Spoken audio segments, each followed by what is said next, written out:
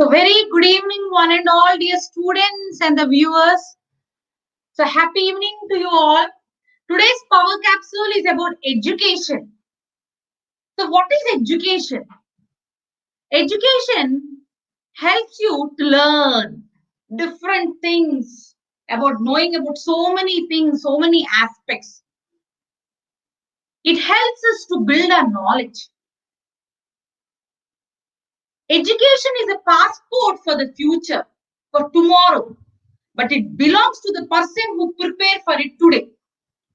So over a period of time, we will try to learn so many things which helps us to put them in practice in day-to-day life. So the beautiful thing about the learning is that, see, if as much as knowledge we possess in ourselves, it's a hidden treasure in us. This treasure cannot be taken away by anybody. So this treasure will help you to create a goodwill for you. This treasure will help you to create a demand for you. So whoever possesses knowledge within himself, he can share with a number of people. Either for the purpose of learning or whether he want to create his own commercial job. So by learning new things, by possessing the information, by being educated, it's not at all waste at all. So many students will feel that sitting and learning for number of hours, we are getting bored. We are getting depressed. No, don't think in that perspective.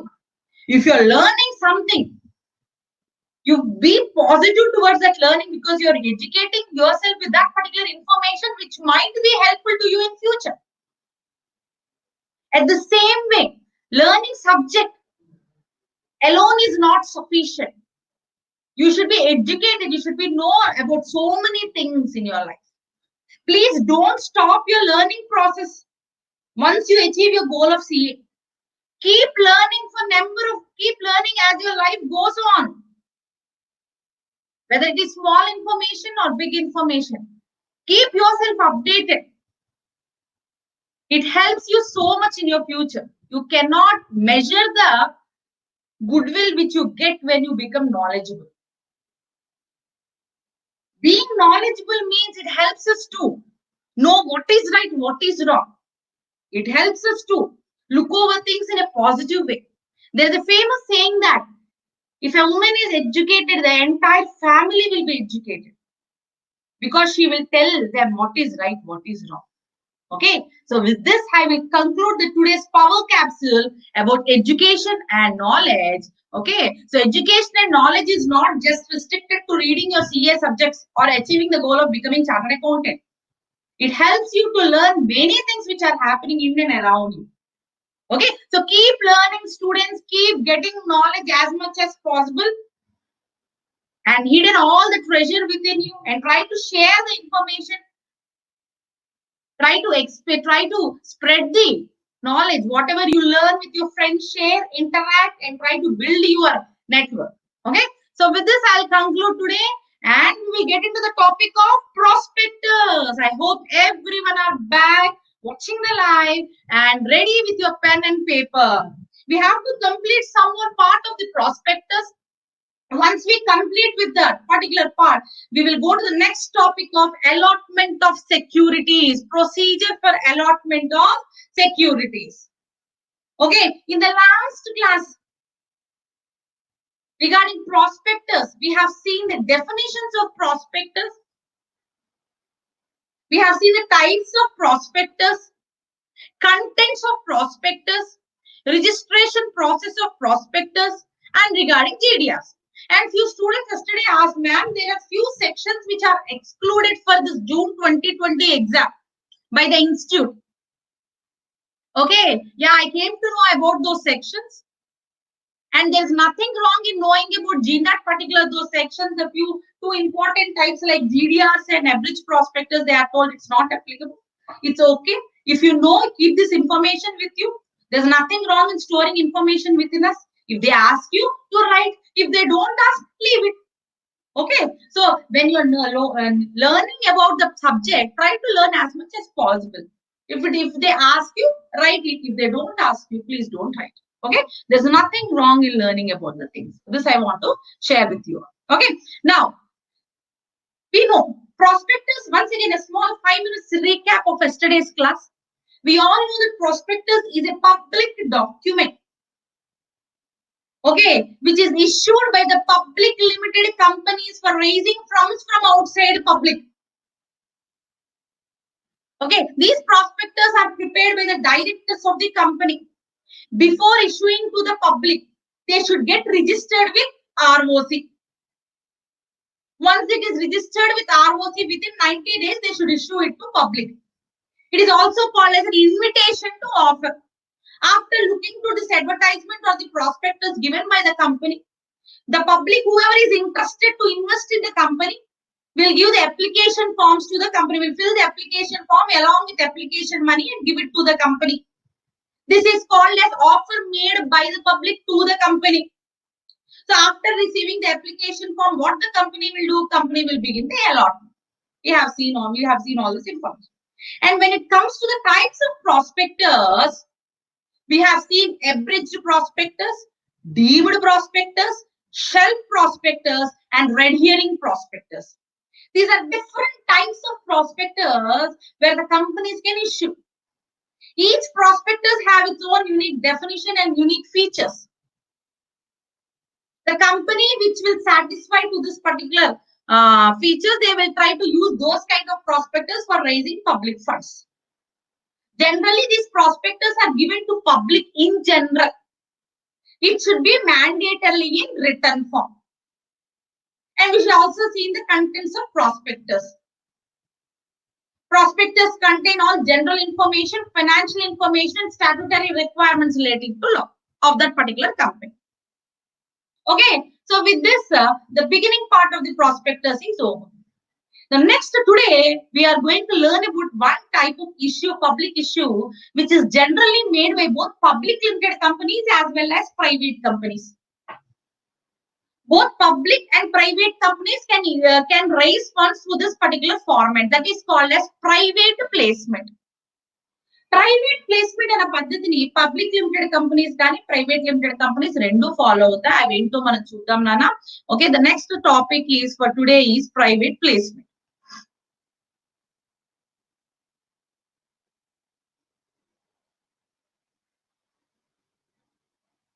Okay, so these all we have seen in the last class: definition of prospectus, what is prospectus, features of prospectus, and methods for issuing of securities, contents of prospectus. Example, underwriters. We have discussed the important concept of underwriters. Okay, next underwriting commission. We have seen what percentage it is given in case of shares and in case of debentures, and we have dealt about global depository receipts. Private placement. We have today we are going to start with this topic of private placement. Please everyone listen carefully. The topic of private placement. Okay. This, what is the meaning of private placement? Private means specific. You are not issuing this particular offer to public in general. You are making offer available to a specific group, to specific category of persons. Then it is called as private placement. However, for this purpose of private placement, under section 42 of the Companies Act 2030, what is section number for private placement? Section 42.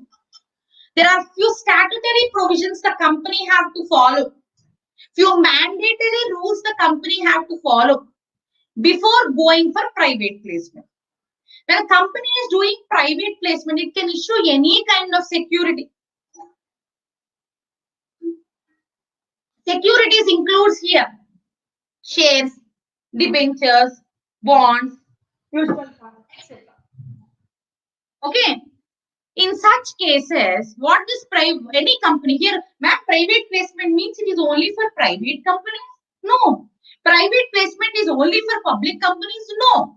Either public companies which are listed or unlisted, either to the private companies where when they want to issue the shares to specific group, then they make an offer in this particular format.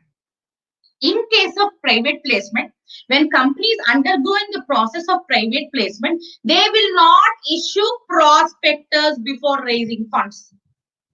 They will issue advertisement in form of an offer document or a circular. They will not issue in form of prospectus. Therefore, the provisions of prospectus are not applicable in this category. So, for private placement, it has its own statutory rules given in the Companies Act under section 42. 42 కింద దాని own statutory rules ఉన్నాయి. What are those rules, madam? Number 1. Before going for private placement, the company should conduct a general meeting and pass special resolution. If the point is not there, please note down this point. What resolution the company have to pass before going for private placement? The company should conduct general meeting and pass the special resolution. Okay, afterwards, the company will prepare an offer document. It's a kind of an advertisement, giving all the details of the company, for what purpose they want to raise funds, and what is the total size of capital, and what is the value of the share. With all these details, it will prepare an offer document. This offer document, along with this offer document, an application form is also put inside it, put along with it, attached to it. ఈ రెండు కలిపి offer document application form రెండు కలిపి both together they will issue to the specified group which is decided by the directors of the company. The directors will decide to whom the shares have to be offered. The persons to whom it is decided, for them, the persons to whom it is decided, them this offered document along with application form is offered by the directors of the company on behalf of the company. Okay, ma'am. Here, to how many members the company can issue private placement means the private placement can be made to a maximum of 200 members in an year. In one financial year, they can issue maximum to 200 members. These 200 members at once they will not give. Okay, a number of times they can raise funds through private placements. That is, when they are issuing for the first time, they can issue to the maximum of 50 members only, not exceeding 50. Madam, you told 200 in a year? No. 200 ఒకేసారి issue చేస్తారంటే చెయ్యరమ్మా. 200 can be issued number of times. First time they go.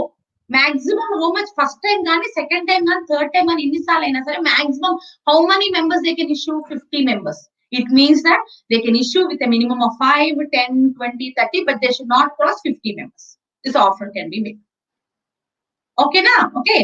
So once this offer is made, offer document is prepared, immediately this document should also be registered with ROC. They should also send the details for whom they are sending this offer document, for what purpose they are raising funds, the details to whom all the offer has been made. With all this information, they should give it to ROC and get it registered. This private placement process should also be get registered with ROC by the companies. Now tell me, what is the maximum limit for private placement in an year? Means 200. And at any time means it should not exceed 50 members. However, in this 50 members, it does not include, very, very important examination point or a bit they would ask you the examination. It does not include employees who took them as ESOPs, employee stock option.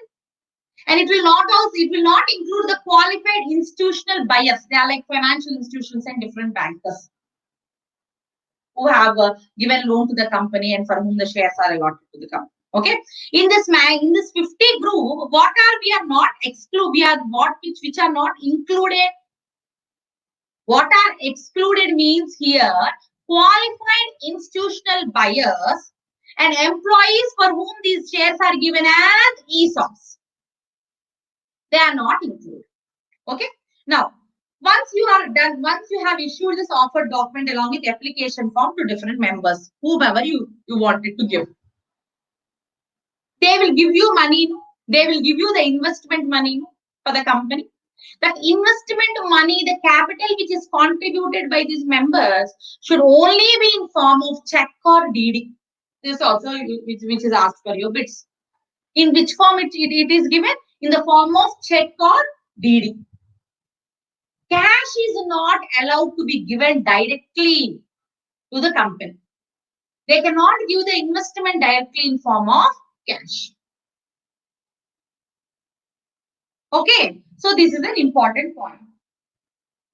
However, since they are going for private placement, ma'am, they can give an advertisement in the newspaper or they can give an advertisement on the public hoardings. No, because it leads to issue of prospectus. Advertisement is here. This advertisement will be treated as advertisement given to public in general. You should not give advertisement because newspaper will be read by all sections of people. Newspaper is not given only to particular section of people. Therefore, advertisement should not be given in case of private placement. To whom you want to issue, for them only you should give the intimation. వాళ్ళకి మనం చెప్పాలి, అంతేగాని అందరికీ కూడా మనం ఈ particular offer గురించి advertise చేయకూడదు అంటుంది కంపెనీస్ యాక్ట్. ఓకే, మరి once we receive all this application money regarding private placement in form of check or deed, what you should do, all this amount should be put in separate bank until the allotment process is over. You will keep in separate bank. And within the receipt of 60 days, and application vachina 60 days lopala allotment anedi complete cheyali. Allotment should be done within 60 days from the date you receive the application money. If you fail to do so, if the company could not allot them shares within a period of 60 days from the date of receipt of application money, the company should refund the amount in the next 15 days. Next 15 days lo kuda refund cheyalekapote 15 days ayinappudi nunchi it have to be interest at the rate of 12%. So what they are saying here, the company should allot the shares within 60 days from the date of receipt of application money. If it fails to refund within 60 days, within next if it fails to refund within 15 days after the expiry of 60 days, once the 15 days are also over, you should pay along with the interest. Okay, so this is a mandatory provision. It is applicable in case of allotment of shares. Okay, I already told you allotment in case of private placement or offer of shares in case of private placement cannot exceed to more than 200% in one financial year. Okay, so but every time when they go for private placement, it cannot exceed more than 50 members. In that 50, you will not consider qualified institutional buyers and employees who receive the shares as ESOPs. These are important statutory requirements which are to be fulfilled before going for a private placement. And before making a private placement, the company, what resolution it have to pass? Special resolution. What resolution? It have to pass a special resolution. I'll tell you one point relating to special resolution. Okay, please listen carefully. This is the topic of special resolution. Okay, I'll explain you this point.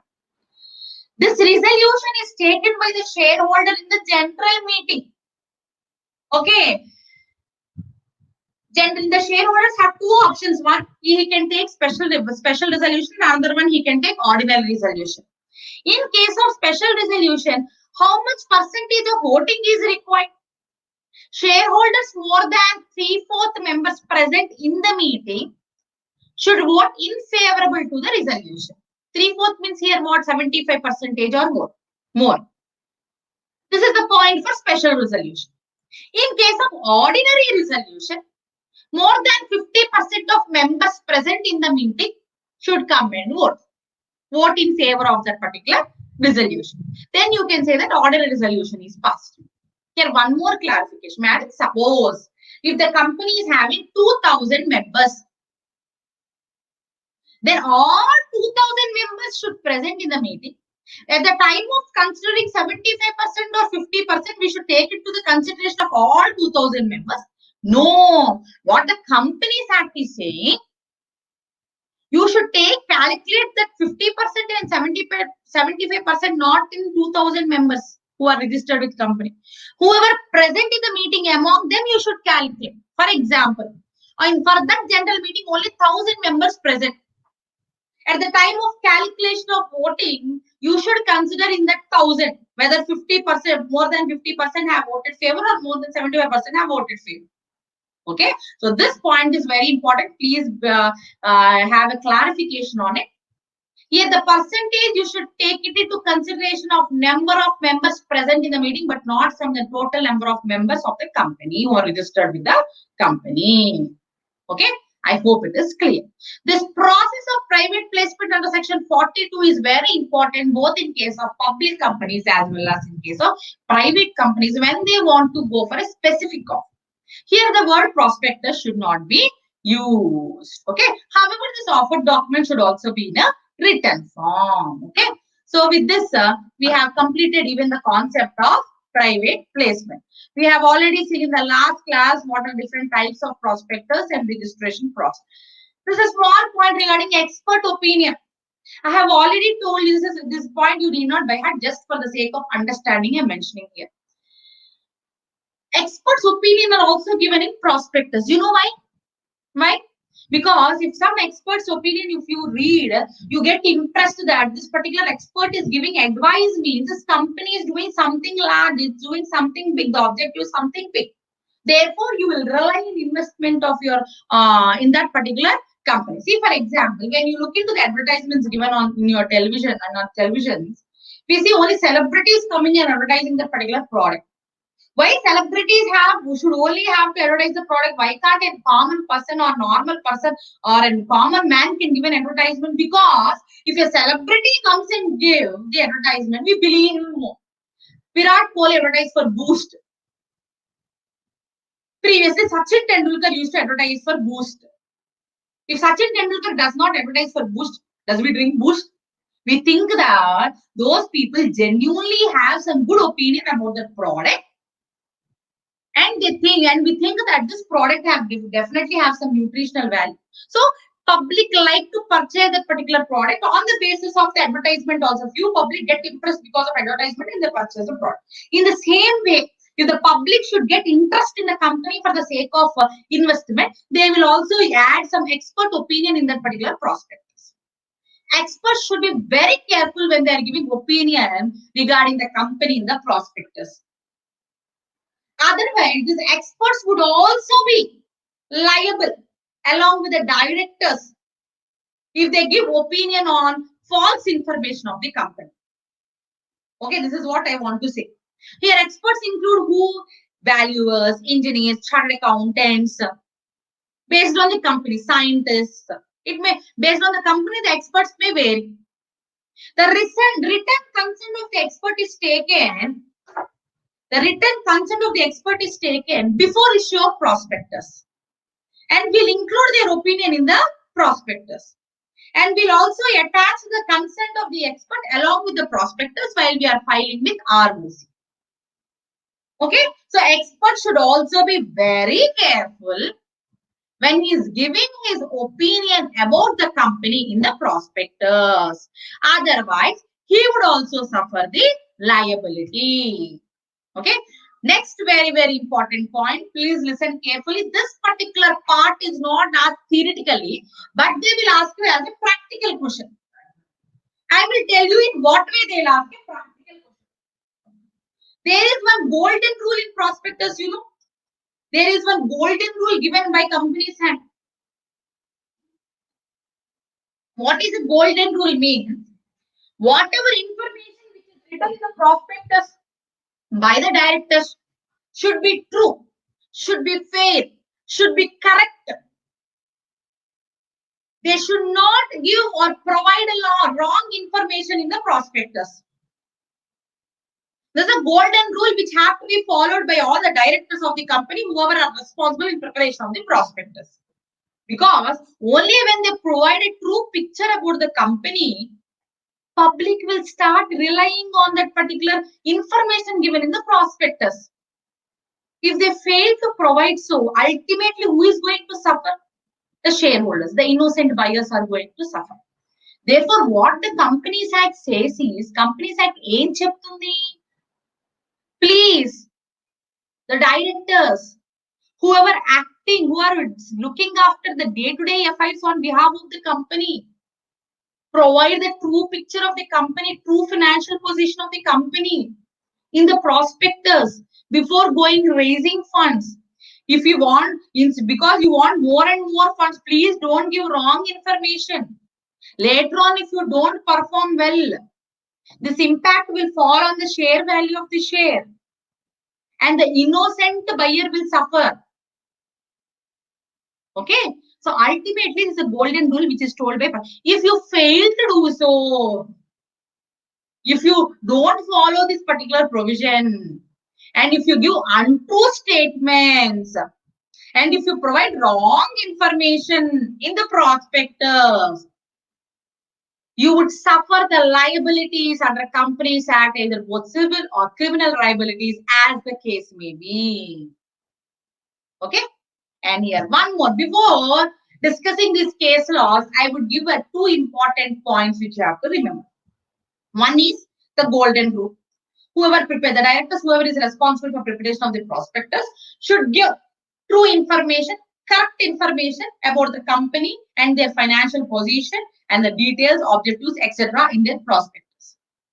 Second important point. I already told you, if any shareholder or public purchase shares on the basis of prospectus which are issued from by the company, it means that the shareholder is purchasing in the primary market directly from the company on the basis of prospectus. Okay, only in this particular situation, the Companies Act is giving some relief to the shareholder in this particular form. In what way shall I tell you? If a shareholder purchases the shares, after looking into the prospectus, the financial information, he got so impressed looking into the financial performance of the company, he purchased the shares of the company. Okay, and after a few months, the company share value drastically fell down because of the wrong information, because of the window dressing happened done to the financial statements of the company.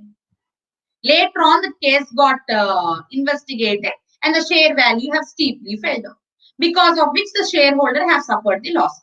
He bought it for 1,000 rupees. Now the share price gone to 10 rupees. What the Companies Act says is, such a shareholders who suffered the loss when he bought the shares from a primary market on the basis of prospectus can file a case on the company and claim his loss from the company. Therefore, in such cases, who would be responsible on behalf of the company means the directors, the promoters, the officers, the experts, whoever had signed those false prospectus, all would be liable to that particular shareholder.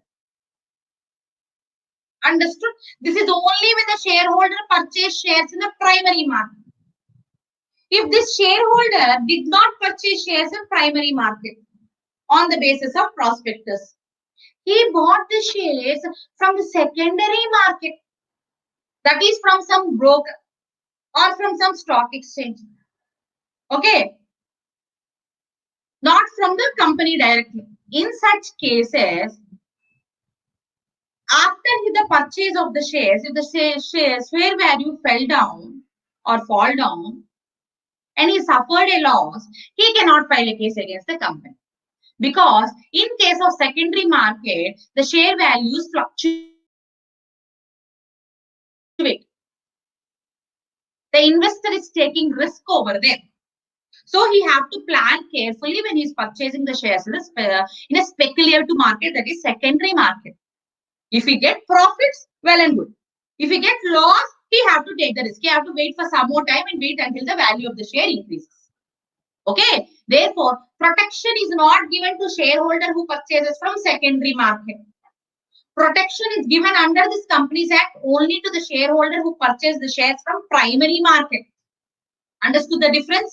So, when they ask you from the practice, they ask you this particular point through a case law, first identify whether the shareholder is purchasing from primary market or secondary market. If the shareholder purchases directly from the company on the basis of prospectus, he would be given relief from the company. His loss would be covered by the company. If he is purchasing from the secondary market, there is no protection given under this act. Even though he file a case against the company, it would be void. The case would not be accepted by any court. Okay, and he would not get any his loss back. Fine. Now understood the difference. Now let us look into this case laws. First one, a company issued a prospectus. All the statements contained in the prospectus are literally true. Literally means truly, completely. It also stated that company had paid dividends for number of years.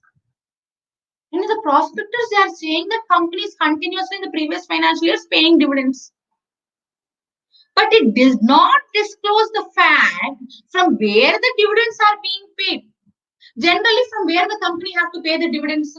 Every year, company's annual profits, trading profits from them, their only company have to pay the dividends to the shareholders. Even though it has some capital money, even though it take money as a loan, it cannot use that money for the purpose of dividends. You should pay the dividends means that is shared in profit. Whatever profit the company gets, from there it have to share it to the shareholders. But the company did not. What the company is doing in the previous financial year, exactly the company is not having any profit. Because the company is not doing well. They are not disclosing the fact, the real fact of financial position of the company for the previous years. Instead of disclosing that, they're trying to cover this particular fact by saying that we are paying dividends continuously for all the financial years previously.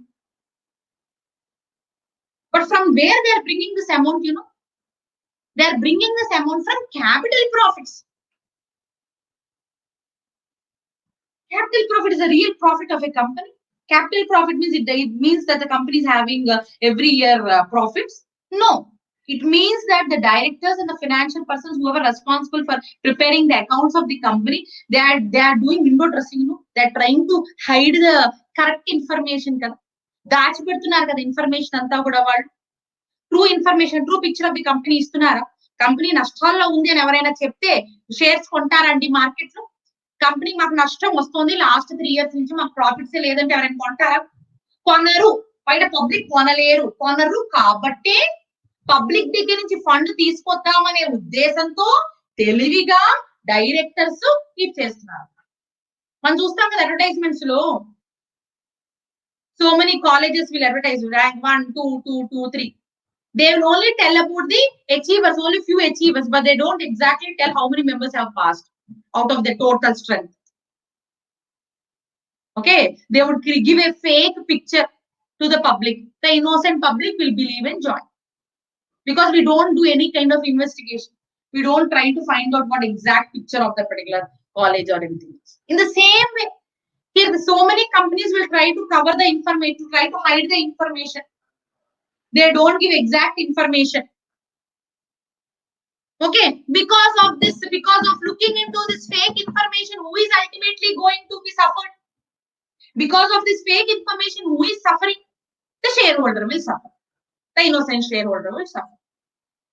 Later on, the shares are allotted to the shareholder. Okay, the allotment of the shares want to avoid the contract on the ground that prospectus was false in material particulars. Okay, can he avoid? Can he cancel? Yes, because he's purchasing shares directly from the company and he came to know that the information in the prospectus is literally wrong. And he can file a case against the company. The company and the persons who are responsible for giving the false information are liable to that particular shareholder or the LRT. This is discussed. This particular point is discussed in the case law Rex versus Lord Kisland. Okay. So this is a very, very important case law. In a format of question, they would ask you in your examination. So we have to write the provision like this. So there is a golden rule according to the provisions of Companies Act. There is a golden rule in the Companies Act that whatever information contained in the prospectus should be true information, true financial position. If they fail to do so, if the directors provide wrong information in the prospectus, the company and the directors would be personally liable to the shareholder if he suffered any loss from the giving that wrong information. Okay, so this is the answer for your first case law. See the interesting second case law. Peak versus Gurney, which is this point is discussed in this particular case law, Peak versus Gurney. With a view to issue the shares to the general public, a prospectus containing some false information was issued by the company. X a shareholder, first he received his prospectus, but he did not apply for shares in the company on the basis of this prospectus. First he did not purchase. He got the prospectus. He thought he would purchase. By the time he thought the allotment is closed and he did not directly buy from the company. But from back of the mind, but in his heart, he wanted to purchase the shares of that particular company. So what he did after a few months, he went to a stock exchange. He found out whether the company shares are there. Is there some other shareholders who's willing to sell the shares of that particular company? With the help of a broker, he purchased the shares of that particular company in the secondary market. The day when he bought it was everything fine. But later on, the real untrue information, the prospectus came up and the share value fell down. He suffered heavy loss.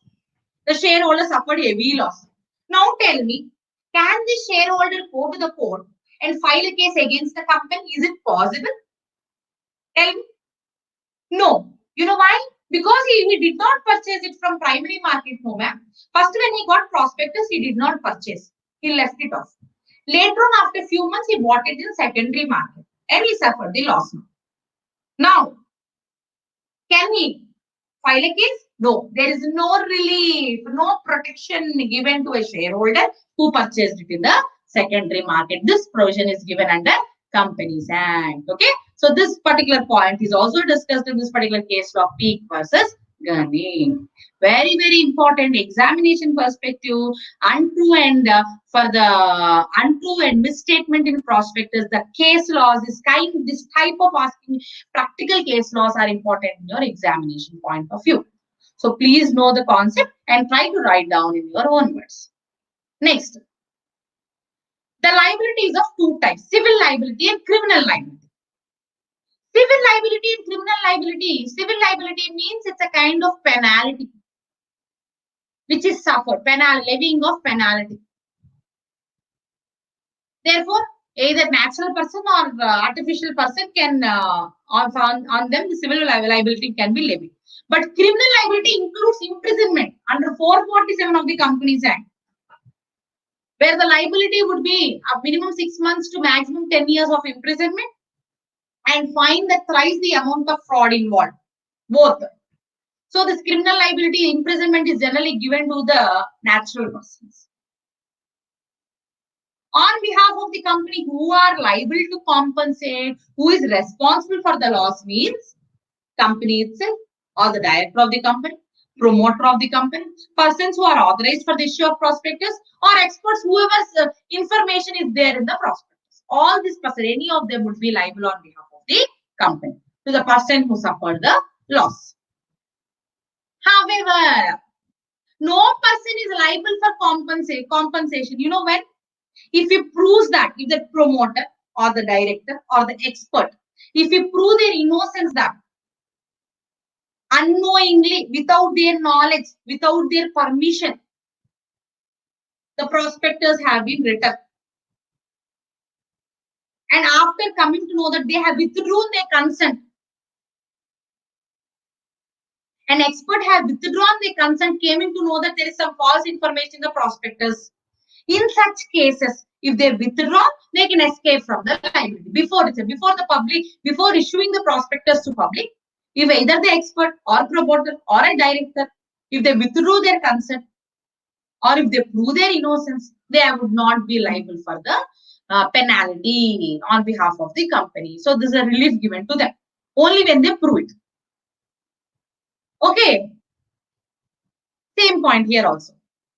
Suppose if the expert unknowingly, based on the information given by directors, unknowingly, innocently, if he gives his consent, and after knowing it, he should immediately try to withdraw, either before registering the prospectus or after registration of the prospectus. If he do so, he can escape from the liability.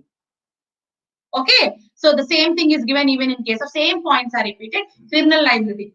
Prospectus include any statement which is untrue, which is misleading, or omission of any important matter would attract criminal liability.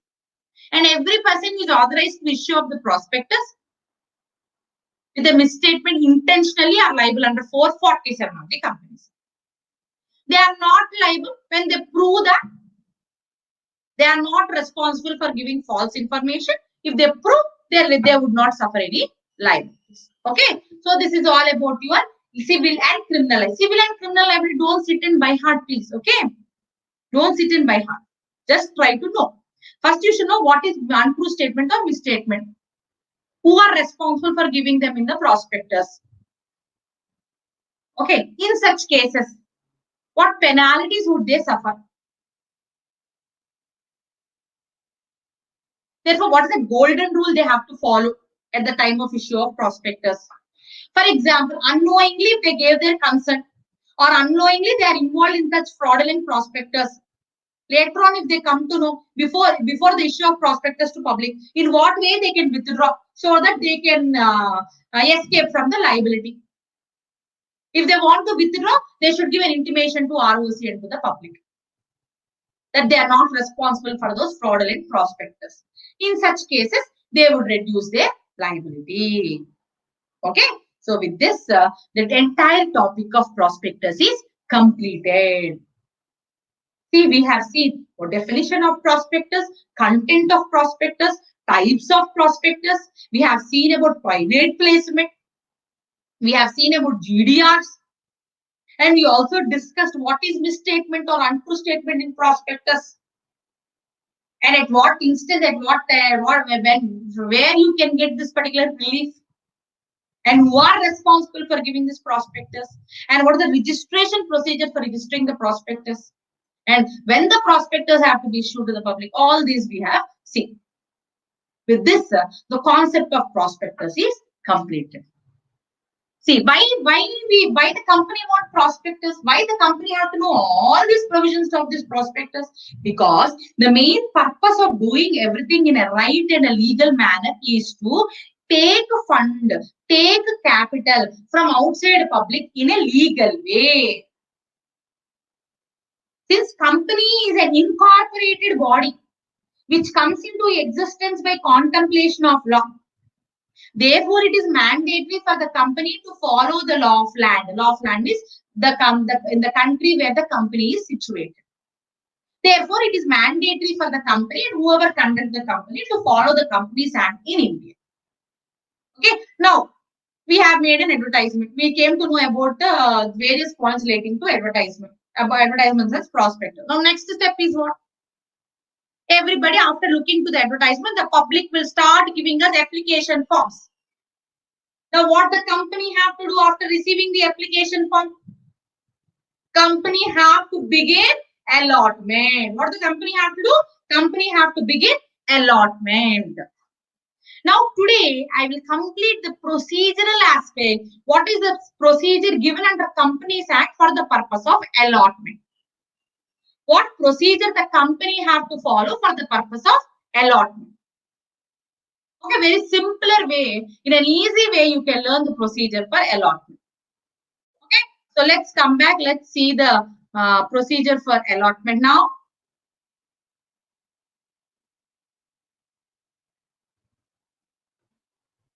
Next chapter topic, allotment.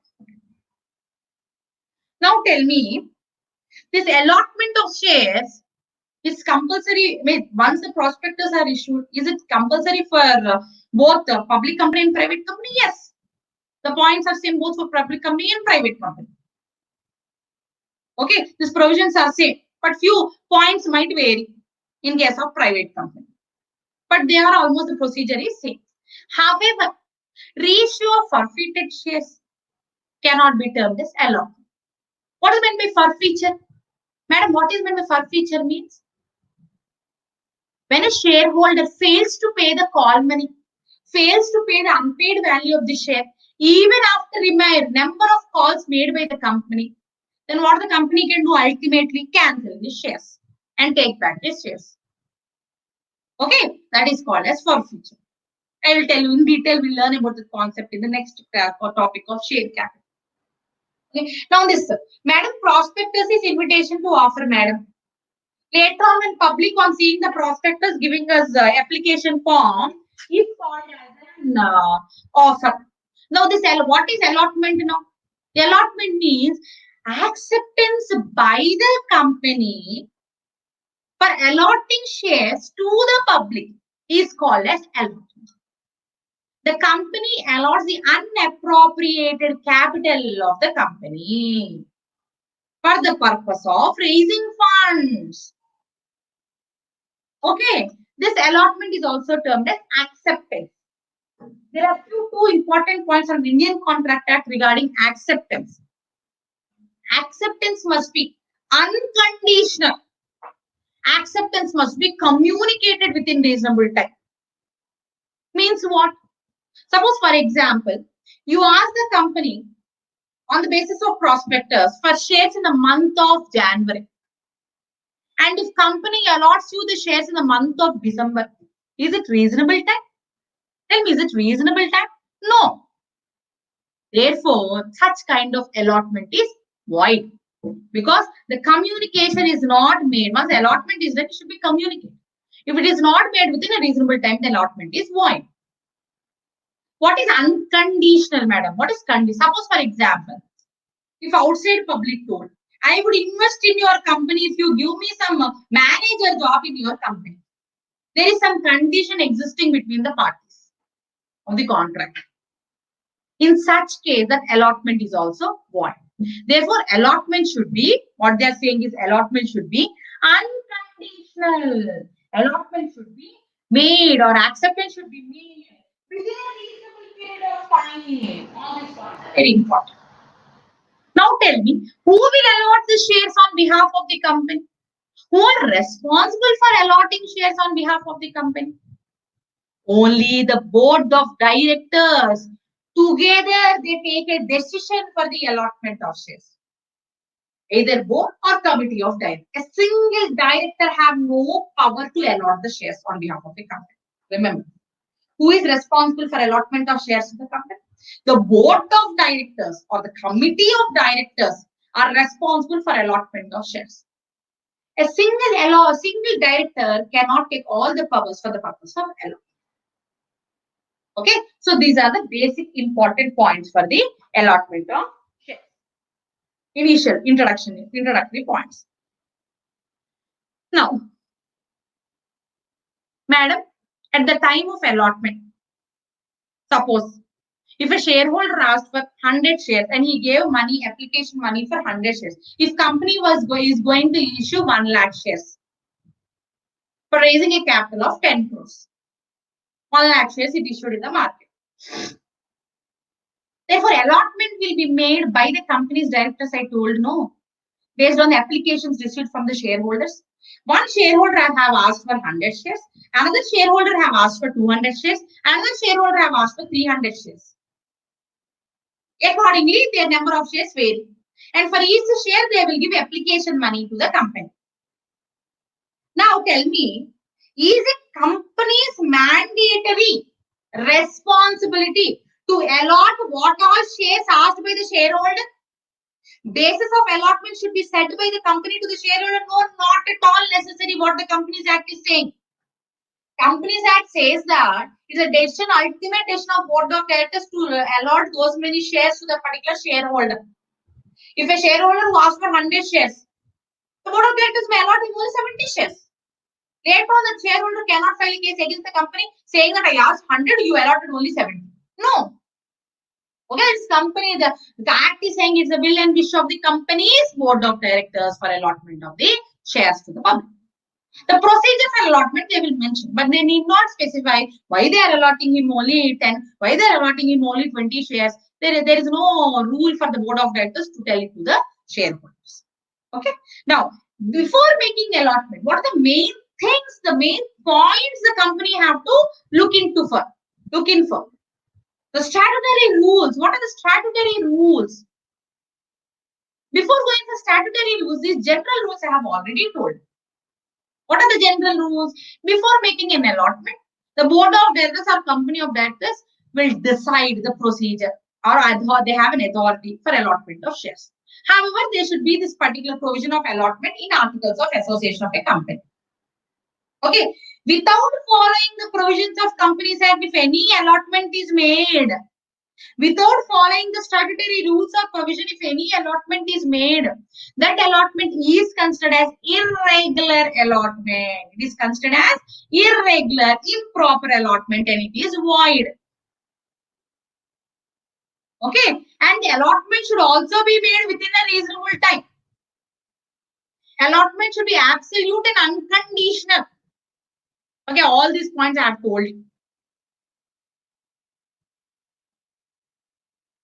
Okay, it should be made within a reasonable time. It should be unconditional and it should be communicated. Once you allot the shares to the shareholder, you should send them communication not by phone, but by giving letter of allotment letter. It's not share certificate. For the please remember, they should give first a letter of allotment. Once the shares are allotted to the shareholders, first the company will give a receipt or a document called as letter of allotment. Only after giving letter of allotment, only company will give them share certificate. The share certificate will be issued by the company within a period of 2 months from the date of allotment. Until then, company should not wait. First, immediately what the company should do, you should give them letter of allotment and give all the information saying that we have allotted these many shares and this much of application money have been accepted. Okay, so and it should be allotment should be unconditional, which is discussed in down case law, Ramabhai versus Garisram, where a person wanted to give shares to wanted to give capital on the condition that he would be appointed as a cashier of the company. Is it possible? Such allotment is valid? No, it is void because it is conditional allotment. So these are the general principles, general rules before going for an allotment. Okay. Now, what are the statutory rules? Statutory rules means what? The word statutory means the provisions of Companies Act. The legal provisions which are given under Companies Act. Very simple. Just learn them carefully. Okay. The statutory provisions or rules which they have to follow for the purpose of allotment. Number one. After giving the prospectus to the public. Okay. After giving the prospectus to the public, what the company have to do? What the company have to wait for? Okay. The company have to wait. The company have to wait until the company receive minimum subscription. Madam, what is this minimum subscription? For example, suppose we want to do the business. We want to do the business of relating to construction of metro train. Or I want to construct a business of infrastructure buildings. For which we need, for that particular project, we need 100 crores capital. How much we need? 100 crores capital. Okay, it is an assumption. It is we assume we had done this particular planning on beforehand, thinking that our project would be completed within a maximum amount of 100 crores. It might end up with a lesser amount also. It might end up with 80 crores also, or it might end up with 60 crores also. But we exactly don't know what would be, because we have prepared this projected cost. We projected the cost, the maximum cost it would reach up to 100 crores. So we need 100 crores of capital. Okay. So when we issue prospectus, what is our intention? What is our belief that we would receive this entire amount as capital from the public, or we would receive at least minimum of amount which is nearer to it, like 80 crores or 90 crores from the public? Then only confidently we can start the project. No. Then only confidently we can begin the business. No. Confident గా అప్పుడు మనం మొదలు పెట్టచ్చు కదమ్మా, మనకి ఇంత capital వస్తుంది అన్న నమ్మకం మనకి క్రియేట్ అయితే. Therefore, this particular part of getting minimum subscription will give a kind of encouragement to the company to start its business effectively. Means it is confident that at least this much of amount would be reached from the public for us to start the business. So what the Companies Act says is, until the minimum subscription have been received, until the minimum subscription has been received from the public, the company should not begin its allotment process. అంటే company వాళ్ళకి కనీసం minimum ఇంత amount of capital వస్తుంది అన్న భరోసా వచ్చేంత వరకు కూడా company వాళ్ళు ఎటువంటి పరిస్థితుల్లో కూడా అలాట్మెంట్ ని బిగిన్ చేయకూడదు. Okay. Now how much should be the minimum amount madam? Okay, we already know about two acts, Companies Act and SEBI Act. It is necessary for all public companies, private companies, and unlisted public companies to follow Companies Act provision. Can listed public company matko compulsory ga SEBI rules follow over. These SEBI rules we will learn in final class in detail. Okay, now what this company rule says, what this Companies Act says means, what the companies which are following Companies Act, for them minimum subscription is the amount which is fixed by the board of directors in the prospectus. Act is not saying this is your minimum subscription. Act చెప్పట్లేదు ఇది మీ minimum subscription అని. Act ఏముంటుంది, companies act ఏముంటుంది, directors మీరు మీ prospectus లో మీరు ఎంత రాసుకుంటే, ఎంత కావాలి, ఎంత వస్తే నేను వ్యాపారాన్ని బిగిన్ చేస్తానని మీరు రాసుకుంటే, మీరు మెన్షన్ చేస్తే ఆ అమౌంట్ దాన్ని మనం మినిమం సబ్స్క్రిప్షన్ గా కన్సిడర్ చేస్తాము. For example, if the directors of the company mentioned that 70% of total issue as minimum subscription, it means that 100 crores లో 70 crore capital ki వాళ్ళకి applications వస్తే, then they have achieved the target of minimum subscription. Then they achieved the target of minimum. They should get 70% or more. Then only they can begin the allotment process, because it is fixed by the board of directors in their prospectus before going for the issue, because they are following Companies Act. But if the listed public company which is following SEBI rules, for them they should follow whatever percentage given in the SEBI Act. SEBI Act specifically clearly mentioned the percentage. You know what is the percentage under SEBI? Please note down there in your notebooks. 90% of the issue capital should be your minimum subscription. How much they specifically they are asking for 90%. Suppose for example, for 100 crores, for how much capital they should receive application forms? 90%. Means 90 crore capital should be subscribed by the public. When public subscribe, initially they will not get entire 90 crores amount. First they will get the amount on application forms. Whatever application minimum amount they have kept, that amount they will receive. And based on the calls made by the company in future, they will get the entire, they will collect the entire share value as per their requirement. Now understood the difference? The minimum subscription in case where the companies are following Companies Act, the Act did not specifically mention any percentage. The percentage fixed by the directors in their prospectus, not in MOA or MOE, where they have mentioned this particular percentage in their prospectus before going for the issue. That is considered their minimum subscription. However, in case of listed companies which are following SEBI rules, they should receive the minimum subscription to the extent of 90% of the issue. For suppose, if they could not receive, this amount should be received within 30 days from the date of issue. The Companies Act is saying that amount should be received within how many days? Within 30 days from the date of issue of the prospectus. 30 days లోపల application forms అన్ని fill చేసి minimum subscription particular percentage రావాలి companies act ప్రకారం. రాకపోతే if they don't get, suppose they get 70%, they got only to 68% or they got only up to 60%. What they have to do? In such cases, if they could not receive minimum subscription, the company should not touch the amount, touch the application money which is kept in separate bank account. They should not touch it. Immediately, they should refund back within 15 days. They should refund back. Understood? In that situation, the concept of underwriters will come. The concept of underwriters will be helpful. Now, these underwriters will jump to take the undersubscribed amount. I told you, no, 70% is required for minimum subscription. If public only subscribe for 65%, the gap of 5% would be taken by whom? Who is taking the risk here? Underwriters. Therefore, the concept of underwriters is very much useful here. In such cases, that is why beforehand itself, in order to save the company from undersubscription, the company will come into an agreement with these underwriters. అందుకని company వాళ్ళు ముందు జాగ్రత్తతో under writers లోకి agreement లోకి enter అయిపోతారు.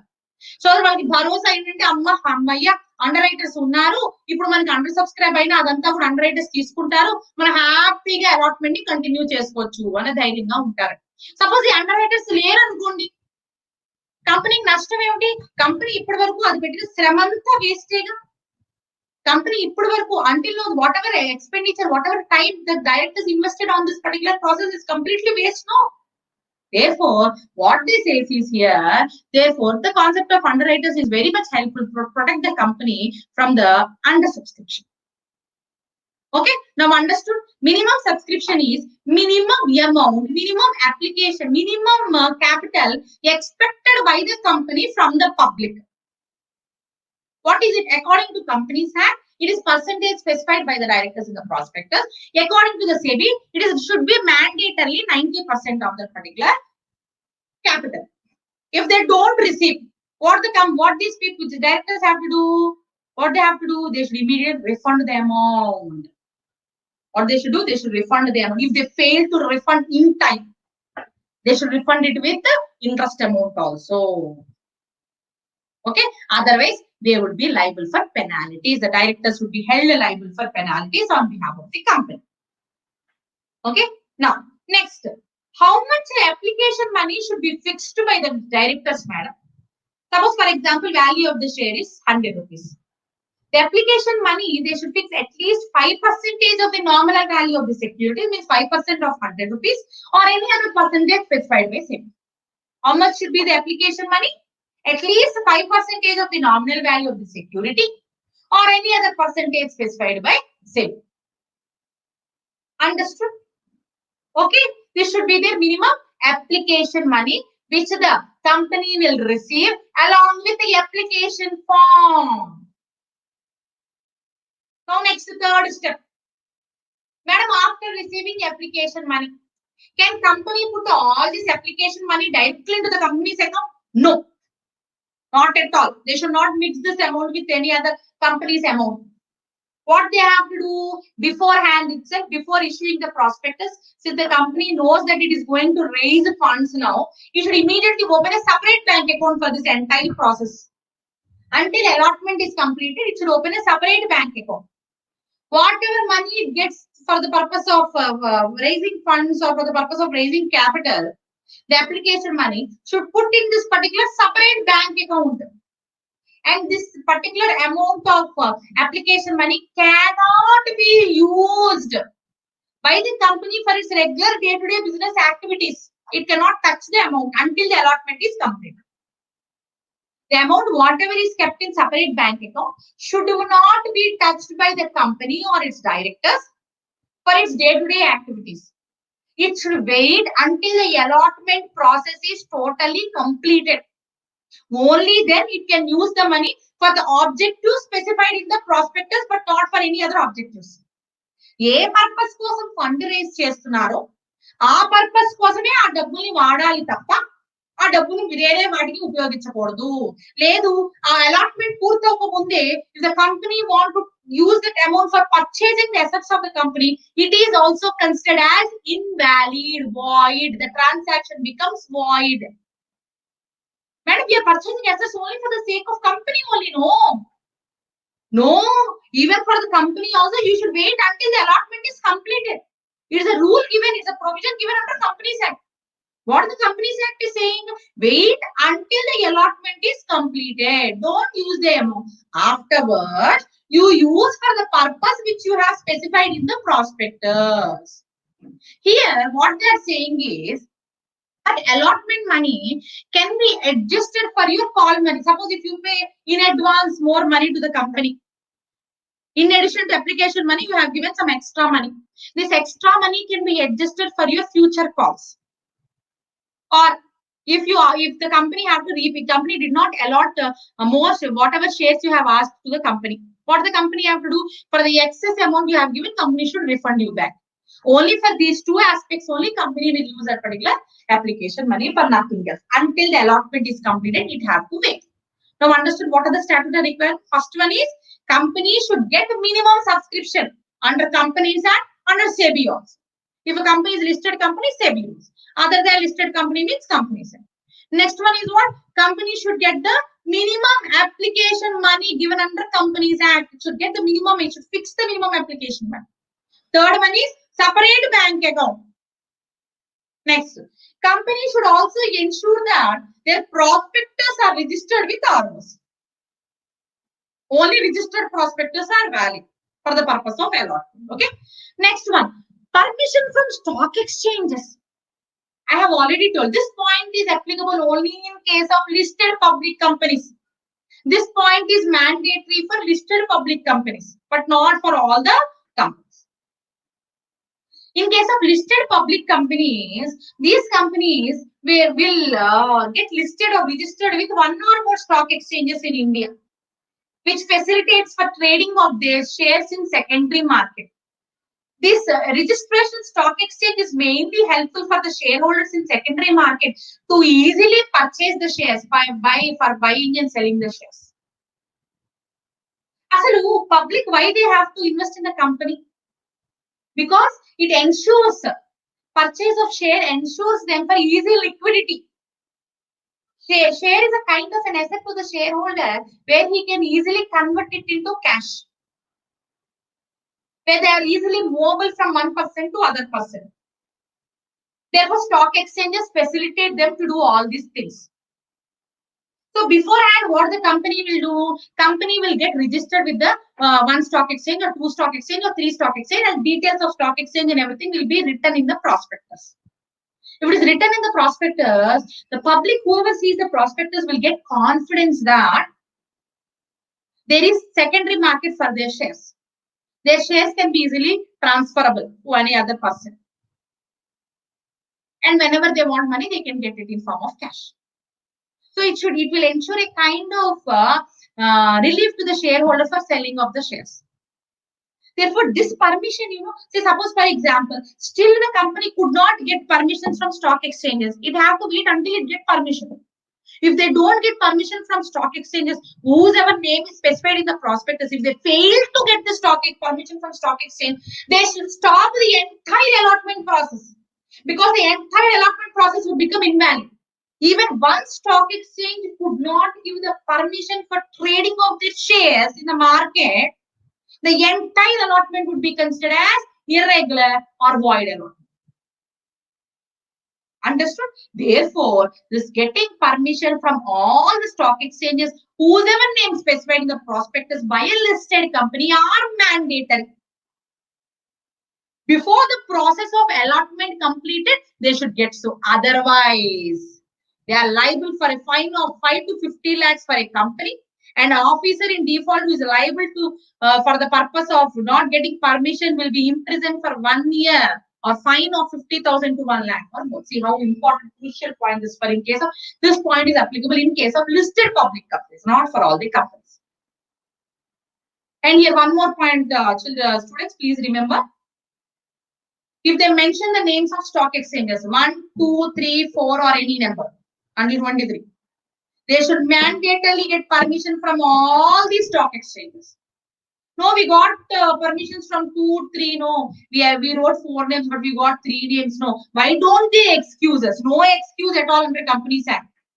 Even if one stock exchange fails to give the permission, your entire allotment is void. You should bring back all the application money and give back to the shareholders. You cannot use that particular application money. That is why the Companies Act says that please don't touch the money kept in separate bank account. Wait until all these statutory requirements are satisfied. Wait until you properly allot the shares to public and give them letter of allotment. Okay, wait until these activities are completed. Then only use the money. Finally, what the company have to do? They got minimum subscription. They got minimum application money. Put all the money in separate bank account. They got permissions from stock exchange. Hammaya. Thank God. Everything is over properly. Now, what you have to do? The directors have to give, they have to begin their allotment process, begin the allotment of shares to the public, whoever asked, whoever have given the application money. And once after allotting, they should give the proof, that is letter of allotment. Once after giving the letter of allotment, finally, and still there is some one more important last point. Finally, what the directors have to do, they should specify all the details. They should specify all the details for whom the shares are allotted to the shareholder. They would give the details to the ROC in prescribed form. Finally, what the company have to do? The allotment only concludes. The allotment would be completed only after filing the return of allotment to ROC. Now see, until now we have seen so many provisions in Companies Act. No, all the provisions would complete only after intimating to ROC. See how much ROC is very crucial in Companies Act. Is how important person in Companies Act. Whatever provision you take, whether the provision is properly implemented in company or not, finally, ultimately, who should give the who will give the permission is ROC. Now, until the entire allotment is valid, only when you furnish this return of allotment to ROC in prescribed form, giving all the details to whom all you allotted, how much capital you have allotted, how many shareholders you have allotted, all this information should be filed to ROC. Understood? See how simple is the process of allotment. There are only there are few general, general rules for allotment and statutory rules. See how nicely it have been segregated. In general rules, we have seen who are responsible for allotment. A provision in the articles. We have to pass a board, board of directors have to take the initiative of allotment of shares. And the allotment should be unconditional. It should be made within reasonable period of time and it should be communicated. These all are general. Now next come to the statutory rules. When you look into the statutory rules, you see the concept of minimum subscription. You see the concept of minimum application money. You see the concept of separate bank account. See, everything is step by step. If once minimum subscription is received, see the minimum application money have been received or not. After the minimum application money is received, you should put all this amount in separate bank account. You should not use until the allotment is complete. When afterwards, if the company is a listed company, this permission from stock exchanges are necessary. Okay, once this particular process of listing is also over, next process is what? The particular shareholder, the company's director should take give allotment letters to the shareholders to whom the shares are allotted, and finally file the return of allotment to RBC in prescribed form. All these steps are mandatory.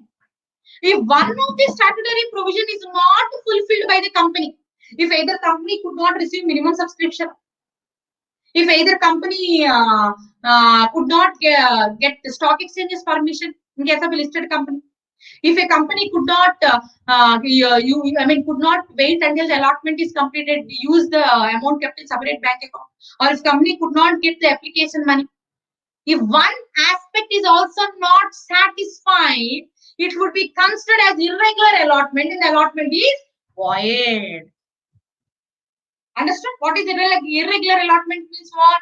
If any of the statutory provisions specified If it is not satisfied, then it is called as an irregular allotment, and allotment would become void and liable for penalties. Company would be liable. Company and its members are liable for penalty.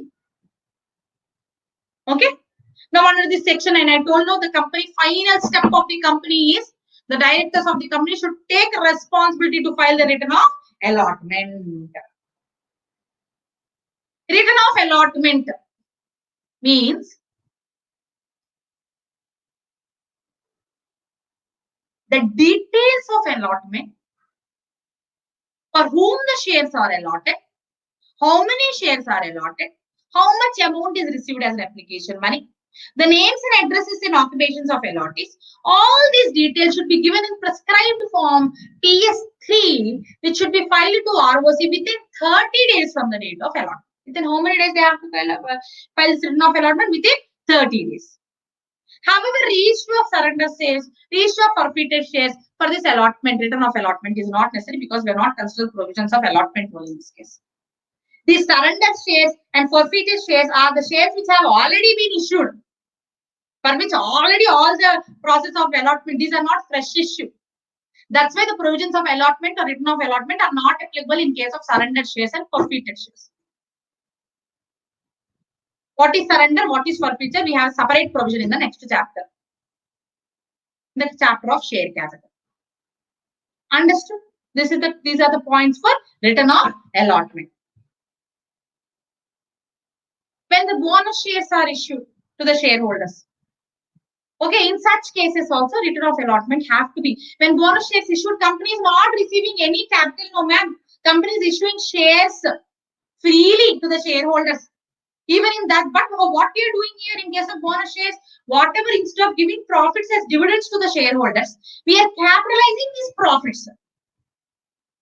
Okay, so when we are capitalizing these profits as a capital, the amount of profits is being diverted as capital to the company. Nothing, money is not coming from outside shareholder. But even in this case also we need to file returns. We have to file return within 30 days in prescribed form PS3. Even in case of bonus shares, return of allotment is filed under PS3 form. Even though securities are given in kind. Okay, so in such case also the details of the value of the shares have to be specified to the ROs. Okay, if the company failed in not filing the return, the company have to suffer the penalty. Understood? So with this, the details of return of allotment also see. These all are important steps for allotment. What is allotment? See once again, everyone, because very, very important theoretical question from the examination point of view. If they can ask to write the procedure for allotment, or they will ask you specifically, they will ask you, please mention the statutory requirements for allotment of shares. Then it is sufficient to mention all those statutory requirements. Or they will just ask you what is minimum subscription, what are the provisions relating to minimum subscription. Then please write about the points relating to minimum subscription only. Or they will ask you what is irregular allotment. Or they might ask you what is return on allotment. They may separately ask like small questions from this particular entire concept of allotment. Or they will ask you for a lengthy question, write the procedure for allotment. Okay, this procedure for allotment is both in case of public companies, generally. Okay, because we are going for the public issue of shares. Here we have to follow general rules as well as statutory rules. Because the concept here in case of stock exchanges would not come for a private company. Okay, so therefore, this generally it is mainly we say this process of allotment is for the public. The general rules are given here, and we have also statutory rules.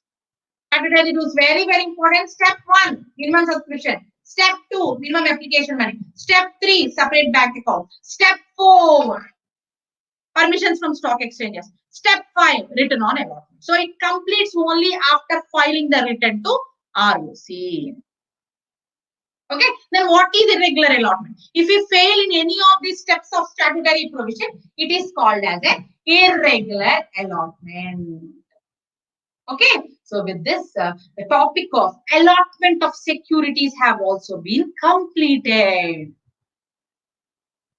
Okay, the next topic is we will go into deeply about with the topic of share capital.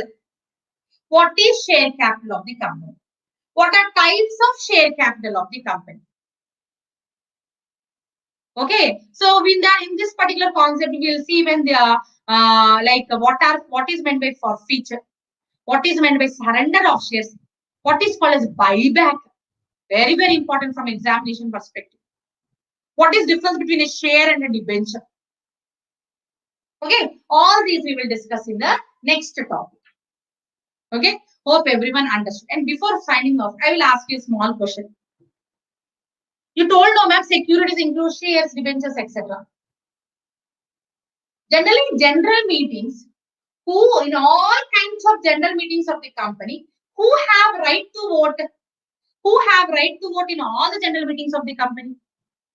Okay, in general, in all the meetings of the company, only equity shareholders have right to vote in the meeting. In for any aspect of general meeting, who is having right to vote? Equity shareholders. They only have right to vote. But other people are there, no preference shareholders, debenture holders, auditors, bankers. They all can attend the meeting. They all can sit in the meeting. They all can listen in the meeting, but they don't have any right to vote. Okay, they can be spectator. I mean, like they can just watch the meeting. Spectators, they are called as spectators. They can't have right to vote or take a decision in the meeting. Who only have the decision-making power in case of a company means equity shareholders. Then what about preference shareholders and debenture holders, madam? They can do voting only in matters related to them. That is why those meetings are called as class meetings. They have no right to vote in general meeting. Debenture holder does not have right to vote in general meeting. Understood? Preference shareholder does not have right to vote in the general meeting. Only equity shareholder have right to vote in the meeting. Okay? So remaining all like preference shareholders, debenture holders, creditors, bankers, auditors, they all can receive notice for the meeting. They can attend the meeting. They can listen to the meeting. Okay? These are the very important basic points you have to remember. Therefore, all the special resolutions and ordinary resolutions will be taken by whom? By the equity shareholders. The shareholder who purchase the equity share capital, who invest in the company, which is called equity share cap, are called as equity shareholders. And the voting will take place in two manners. One is voting through poll, and other one is voting through show of hands. Okay, and now recently voting through electronic means is also been taken place. Recently, three ways: voting through poll, voting through show of hands, and voting through electronic. And what about postal ballot? When postal ballot is outdated now. In place of postal ballot, we are having electronic mode of voting. Three. But in the means of electronic voting, what is the advantage? You know, my shareholder, wherever he is situated in India, he need not come and physically attend in the meeting. Wherever he is there, he can vote through online procedure, which facilitates number of equity shareholders to participate in the meeting. Otherwise, only few can come to the meeting that day. Okay, so these are the types and ways in which an equity shareholder will vote. See how in a step-by process, first we know what is a company, the characteristic features of a company, the kinds of company. We have seen few definitions part also. Okay. Next, what is incorporation? What is the procedure for incorporating a company in legal way? What is the procedure for incorporation? Next, how to prepare this MOA and AOA? And what are the contents of MOA and AOA? How to alter the MOA and AOA? Okay, once all these are completed, all the initial formalities for bringing the company into legal existence is over. Next step, company need fund, company need capital. For that, what we did do, first we initially note the concepts of the provisions relating to prospectus. In what way, what are the different ways available to the company for raising funds in the market? Afterwards, the provisions of raising funds in case of prospectus, private placement, GDRs, we understood. Then after raising funds, how to allot the shares to the shareholders. Then finally, next one is what? Now this form of amount will be received as a share capital. And we will see the types of share capital. Okay. And what is forfeiture, what is surrender, what is buyback, and what is meant by reduction of share capital. All these points will be discussed in the next talk. And I told you now this point. Once the allotment is over, it is mandatory for the company to give letter of allotment immediately. After giving letter of allotment, it will enter the name in the register of companies to whomever the shares are allotted. Their name will be entered in the register of members. The shareholder becomes a member now because his name is appearing in the books of the company. The shareholder, whoever name is appearing in the books of the company, he will be termed as member. And he will only have right to vote in the meeting if he is an equity shareholder. Okay, understood now?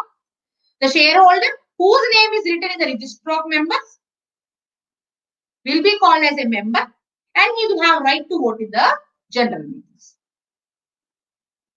And after few months, after 2 months, the company will give him a share certificate, which is a proof or prima facie evidence that the particular person is a member or shareholder of the company.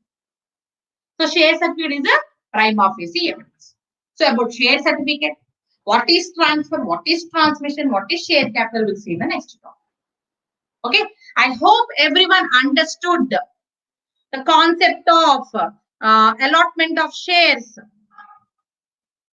And now, with this, we will conclude the session for today. And today, we have discussed various points relating to prospectus. Prospectus gurinchi discuss chesam. Allotment of shares gurinchi cheptunnam procedure anta kuda. Okay, andariki kuda ardhamaindani nenu anukuntunnanu. Hope everyone understood. In a very simple English terminology, I have explained you. Please listen again and again. Malli vinandi. Endukante a terminology you have to write in your exams. You cannot substitute with any other words. వేరే అక్షరాలు మనం substitute చేయలేము. అవే పదాలు రాయాలి, ఈజీగా రాయగలగాలి మనం.